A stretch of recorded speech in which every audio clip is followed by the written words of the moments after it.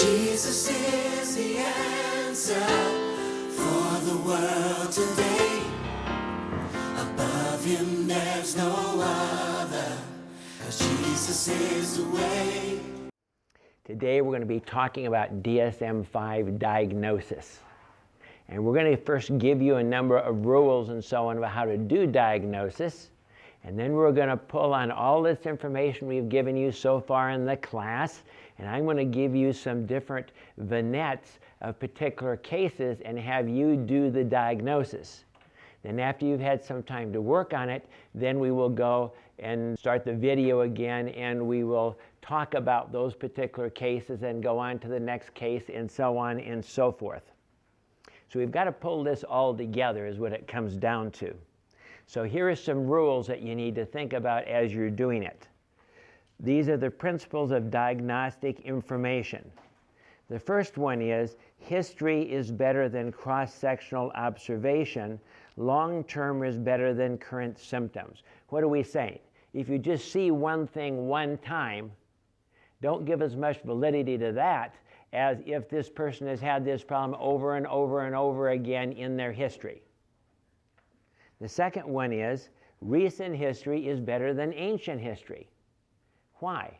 Because they may have changed. They may not be like this anymore. Maybe they did this 3 years ago, that's good information, but what are they doing right now? In fact, if you see it right in succession, that's very good, isn't it? Because you can see what it looks like. Collateral information augments history from the patient. Need more than one side of the story. Many times what I will do if I have one person in, especially if I'm dealing with a marriage, and I'll say, would you please go to your husband or your wife and tell them that I don't like to play with half the deck. You know, like a deck of cards, you only have half the deck. So would you please ask them to at least come in one time and give me the opposite side of the story?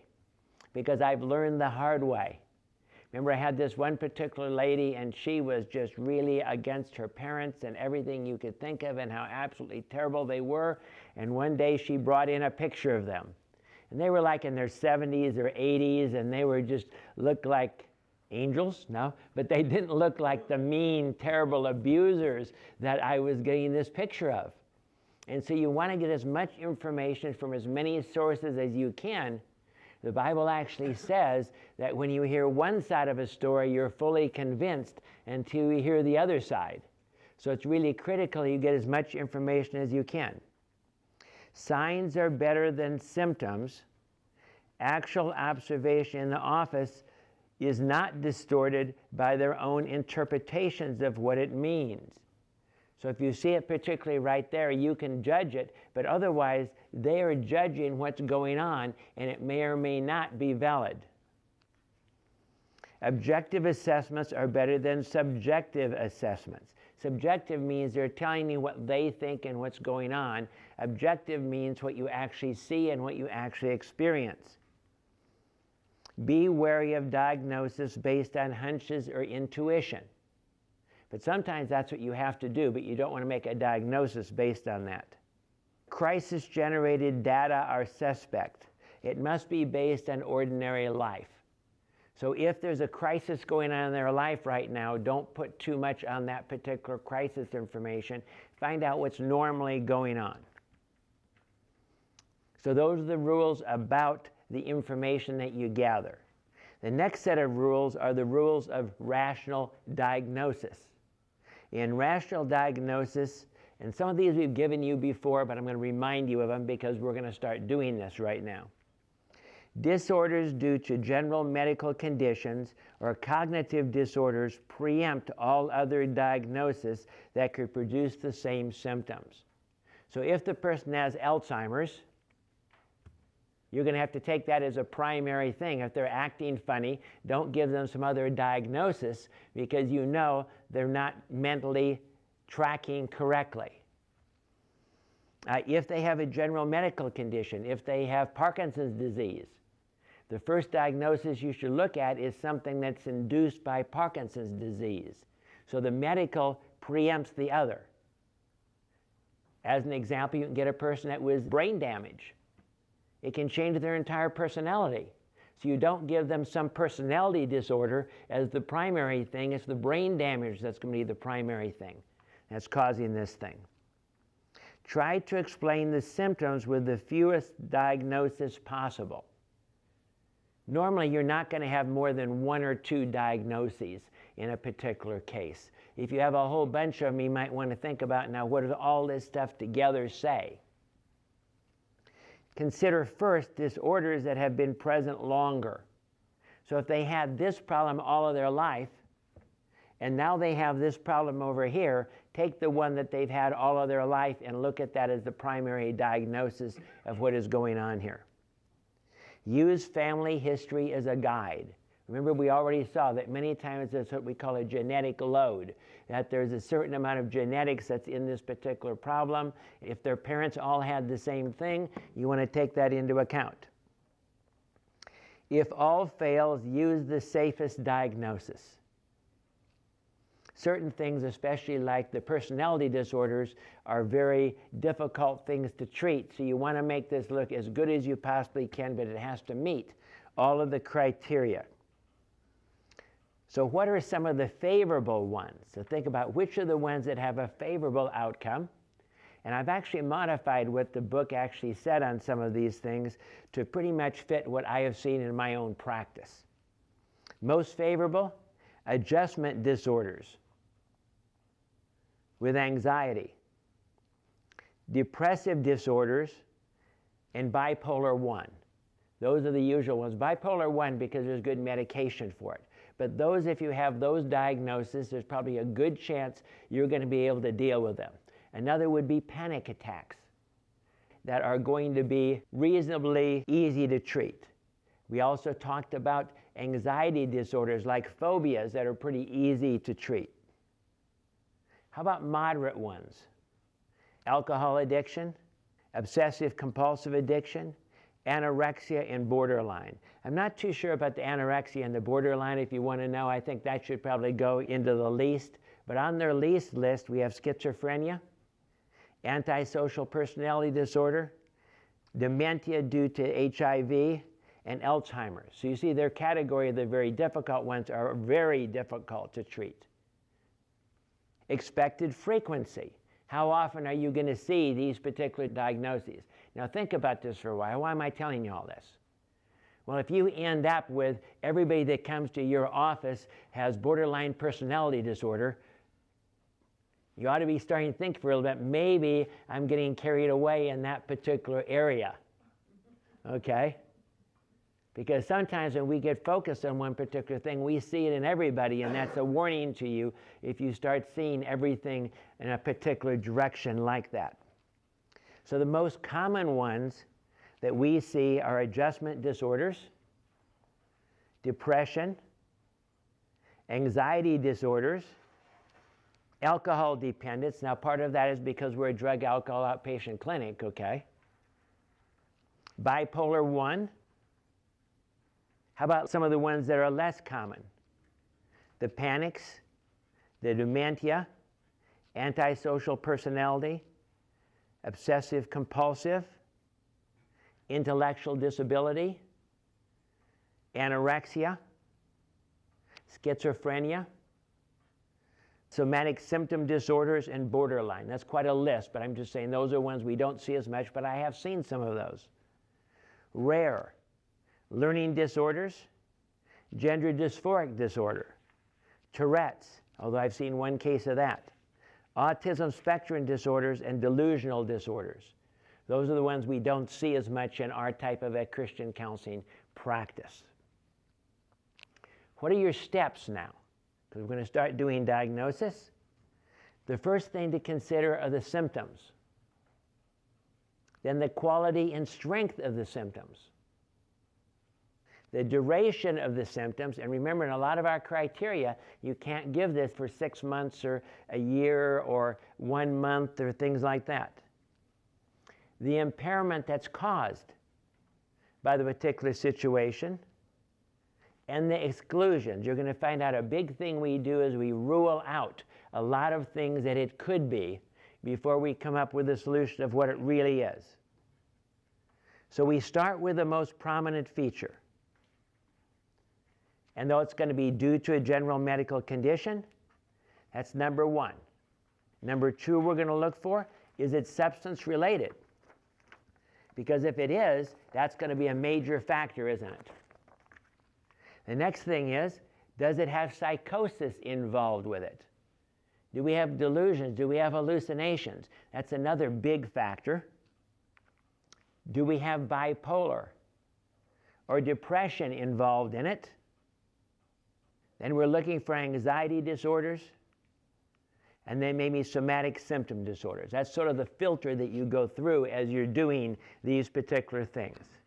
So what we're going to do is I'm going to give you now particular cases. That was just sort of an overview for you to be thinking about as we do this.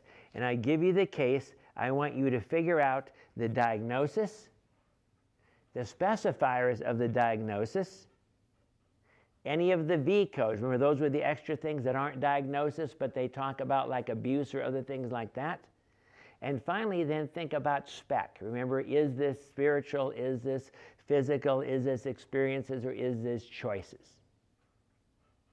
So I'm going to give you one of those vignettes right now, and then we're going to take some time and have you look at it, and then we'll come back and give you what I think maybe the correct diagnosis is so you can get some practice. Here is the vignette. And some of these you've heard a little bit of before. What I've done here is actually taken actual cases, but maybe put two together or change them, because we have to deal with confidential issues and so on. But these are actually cases sort of put together to make them pretty clear. Julie was referred to me by her insurance company because she was in a very bad car accident. And although she had recovered physically, she was too afraid to drive again. She was a Christian and said that she believed that because she was trusting God, something like this should never have happened to her because it was not her fault. She had grown up in an alcoholic family, and her previous husband, who was an alcoholic, had recently divorced her because he did not want to be married anymore. Prior to her divorce and this accident, she had felt safe and did not seem to worry about almost anything. So now I want you to take the time, come up with your diagnosis, with your specifiers, with any V codes, and how you see this. Okay, so you've had some time to look at this. So let me discuss a little bit of the way I looked at this particular situation. Okay? I'm going to start out with suggesting an adjustment disorder with anxiety, and I can also add a V code of 15.49, which is other personal history of psychological trauma, okay, because this was a psychological trauma that happened. Now, what do I need to do to go with the adjustment disorder? Well, I have to have an identifiable stressor. What's the identifiable stressor? Well, at least the car accident, it actually could even go back to the divorce type of thing that we're talking about here. And the onset has to be within a month of the stressor. The symptoms have to be out of proportion, but the symptoms cannot continue for more than 6 months. So the critical issue here, and I didn't give you that information, is whether this is 6 months or longer. But now I have to rule out, if I think that's the case, I've got to rule out the other possibilities. So what's the first one? How about PTSD? For PTSD, it has to be exposure to death.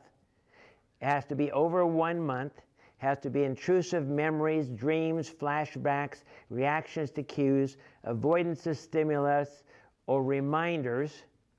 She might have all of those, but we really don't know. We have to ask a lot more questions. But she also has to have negative alterations of cognitions and arousal. And I don't think we've got that. Yes, she's got the fears, all those other things you could probably make a case for. How about generalized anxiety disorder? We need to rule that out. Well, that requires 6 months again and a number of events or activities. The only thing she seemed to be afraid of, remember, is the driving, and she wasn't afraid of that until the event occurred. Another is specific phobia of driving, just like another specific phobia is of flying. It always has to be avoided. It has to be out of proportion, and the critical thing here is it has to be longer than 6 months. So that 6-month thing is going to make the difference of whether I give this the adjustment disorder with anxiety or whether I give this a specific phobia. How about when we look at the spec? This is primarily experience with choices. So do you see how that sort of drops out? Let's go on to another one here. Mike was a past drug and alcohol client of our sender, but this time he wanted to see me individually. He did not know what was happening to him because he kept seeing people pointing lasers at him as if they were sighting guns at him. Other than this, it was a stressful time. He was keeping up but didn't have much sleep for a number of days. He finally admitted that he had been back using methamphetamine again for the last week. So I want you to think about that. Again, we want the diagnosis, we want any specifiers, we want any V codes, and we want to think about spec. So let's take a look at that now. Okay, so get your answers, and this is what I came up with. I came up with 304.40, amphetamine use disorder, severe, with 292.9, substance medication-induced psychotic disorder. Now, the reason I did that is because I could have done substance intoxication, and it is intoxication, but long history is what? This guy's been a user for a long time. So that's why I gave the use the priority, and I normally would have given the substance intoxication, except that what it says here is that the 292.9 substance medication-induced psychotic disorder is made instead of the amphetamine intoxication if delusions or hallucinations is predominant and sufficiently severe to warrant clinical attention. So I made an exception there of the induced type of thing instead of the intoxication because the laser pointing and so on is so severe. Do you see that? Now, one other thing we have to rule out is we didn't ask him. Maybe he stopped. Instead of intoxication, this could be withdrawal. So we need to know whether he stopped or not. And in spec, it's basically primarily a physical thing. Addictions many times have genetics involved in it and that kind of thing. But it could have very opened him up to spirits because of the hallucinations that he's seen. So we need to take that all into account. Let's go on to another one. You ready? John was a dedicated Christian with an unsurpassed talent for bringing people into the presence of God, leading praise and worship. He had great hopes of having his own band and recording his own albums and making it big. However, he was so unreliable he could seldom be counted upon to even lead worship. Either he was so depressed that he would not show up for practice, or at other times he was so enthusiastic and excited that one time he fell off the stage, and another time he ran into another musician. He explained that God had been so good to him that he could just not contain himself. At another time he admitted that at home, alone, he had a gun pointed to his head and almost pulled the trigger. So what is your diagnosis? What are your specifiers? Are there any V codes involved here? And what is your spec? So what is your diagnosis? My diagnosis was 296.43, bipolar 1, severe with rapid cycling. Now, why did I choose those? Well, I chose the rapid cycling because he's all over the place. Sometimes he shows up, sometimes he doesn't. If this was bipolar 1, the normal type, it would be like a week of manic, and then maybe 2 or 3 weeks or something of depression and so on. It wouldn't be going up and down like it was here. Why did I say it was severe? Well, the fact that he fell off the stage and knocked some other musician down, that's pretty high, isn't it? And of course, what am I saying? I believe that's manic. That's not a hypomanic. That's high enough that everybody can see it in everything that's going on. But I have to rule out certain things to make sure that my diagnosis is correct. The first one is major depressive disorder. Now, under major depressive disorder, it says they can never have a manic or hypermanic episode. Since he had the manic episode, we can't give major depressive disorder. How about bipolar 2? It says the same thing. You can never give bipolar 2 if they've ever had a manic episode. So that eliminates that. How about schizophrenic spectrum disorders? We don't have delusions or hallucinations here, so we can't have that. How about narcissistic personality disorder? Maybe he's just so grandiose. I think there was a little bit of that there, but I don't think that's the primary diagnosis here because of the great highs and the great lows that we have to go with this particular thing. How about SPEC? Well, there's strong genetics that are involved when we're talking about bipolar 1 many times, but there are also some spiritual issues, especially since he's a song leader and those kind of things that would also have to be addressed here. Let's look at another vignette here for diagnosis. Before she was saved, Sue had been an exotic dancer or a stripper. Now, although they were dedicated Christians for more than a year, they could no longer go to church or even go out to eat because Sue would accuse him of staring at the other women. When they watched TV, if there was a scantily dressed woman on the screen, she expected him to close his eyes. If he did not, it was clear to her that he was lusting after the girl and he did not love her. Even though he had passed a lie detector test, she was absolutely convinced that he was having an affair with her boss. Let's take a look at that. Again, we want the diagnosis, we want any specifiers, any V codes, and then SPEC. So what did you come up with? I'm going to suggest 297.1, delusional disorder, jealousy type, continuous, mild, and the mild is based on the psychosis symptom severity chart that's in the back of your DSM-5. But we need to rule out first schizophrenia. Why can we rule that out? We don't have hallucinations, we have delusions, but for schizophrenia you have to have 2 of those. It's not amenable to change, which fits the delusional type of thing. In the light of conflicting evidence, the behavior is not bizarre, and the functionality is not impaired. That's why I gave it mild rather than anything higher than that. Okay? How about SPEC? It's probably the experiences, the fact she was a stripper. What does she think about all men? They're all lusting, that's all they do, right? If you were a stripper for a while, you might sort of reach that conclusion. How about choices? It's her choice not to go out, isn't it? But it's based on the fears that underlie the entire thing. Could there be spiritual issues here? Yeah, there could be spiritual issues here. Let's go on to another one. Both Marge and her mother had been physically abused by her father when she was younger, and she had gotten married to escape the family violence. Her first husband had left her. In her second marriage, she tended to go into rages, especially if her husband did not pay attention to her or left without telling her where he was going. In one case, she smashed all the china in the house. She would sometimes seem to regress to be a small child, just space out, or beat on her husband and accuse him of having an affair. When stressed, she tended to go shopping or binge eat.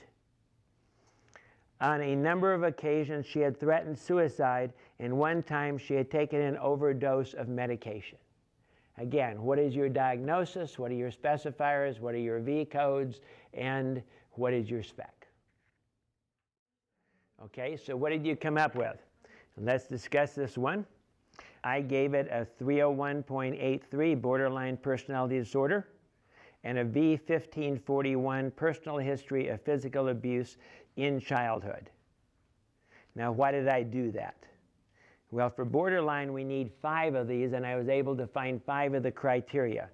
Frantic efforts to avoid abandonment, that's number 1. Number 4 was impulsivity in at least 2 areas that are potentially self-damaging. Number 5, recurrent suicidal behavior. Number 8, inappropriate and intense anger. And number 9, severe dissociative symptoms. And so I have all the criteria there for that particular thing. But I need to rule out, first of all, PTSD. Now, why did I rule out PTSD? First, we don't know if the abuse was so bad that the person felt their life was threatened, but it may have been. She does have severe dissociative reactions, which could go along with the PTSD. But is she avoiding the stimulus? See, if she really had this fear of father, she probably would have been reacting to the husband and so on and avoiding those kind of situations. Are there alterations to cognition? We don't know anything about any alterations to cognition that's required. Alterations to arousal, yes, the angry outbursts, the self-destructive behavior. We also have to rule out binge eating disorder.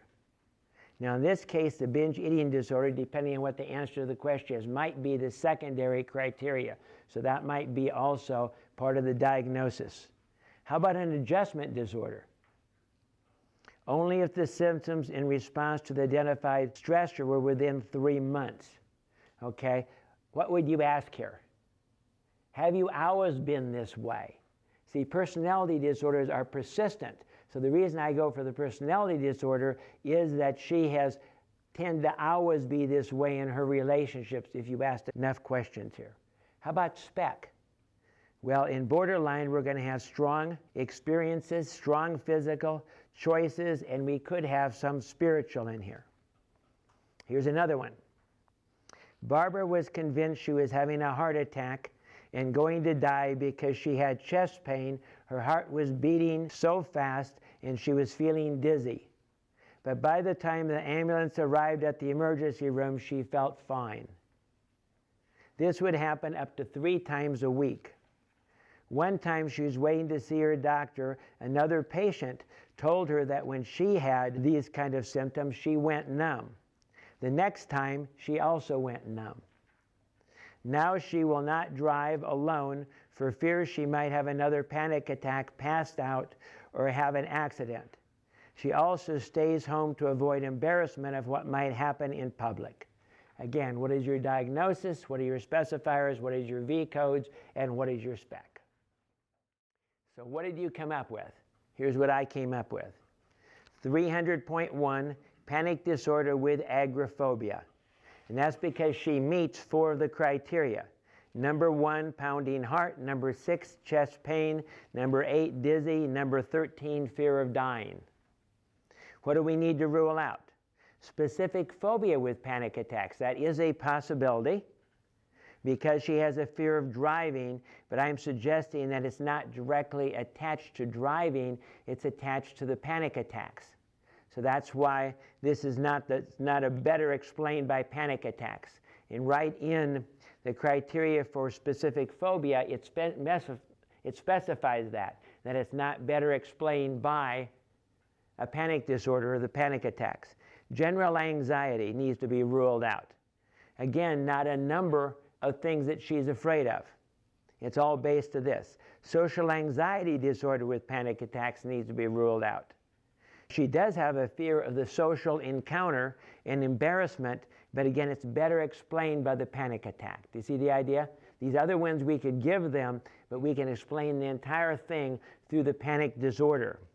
Separation anxiety, but she's not really fearing separation. PTSD. We don't have anything that we really think is life-threatening here, but she could see a panic attack as life-threatening, couldn't she? But she doesn't meet the rest of the criteria for PTSD. OCD. She could be worried, and the actions that she's taking could be compulsions. But I think it's better explained by the panic disorder again. How about agoraphobia? Basically, fear of public transport, fear of places, fear of embarrassment, almost always provoked by anxiety. Active avoidance requires the presence of a companion, which she did to drive. Out of proportion, persists for 6 months, gives impairment. That's why I gave it the panic disorder with agoraphobia, is because she meets all the requirements for agoraphobia, so we really have 2 diagnoses here. How about SPEC? Primarily, it's the experience of the panic attack, followed by her choices of how she's protecting herself from the panic attacks. The overall fear, that could be a spiritual issue to be addressed. Let's look at another one. Joseph had been a 4.0 student and was in an academic scholarship attending college. On the test of his biology course, he seemed to be doing so well that the instructor began to suspect that he was cheating. When a number of instructors began to suspect him of cheating, he began to have seizures or blackouts. In the emergency room, they could not find anything wrong. He even had a seizure while hooked up to an EKG machine, and it did not indicate anything was wrong. Finally, he began seeing walls closing in on him, hearing voices, and seeing people in different colored clothing. Let's figure out what the diagnosis is, what is your specifiers, what are your V codes, and what is your spec.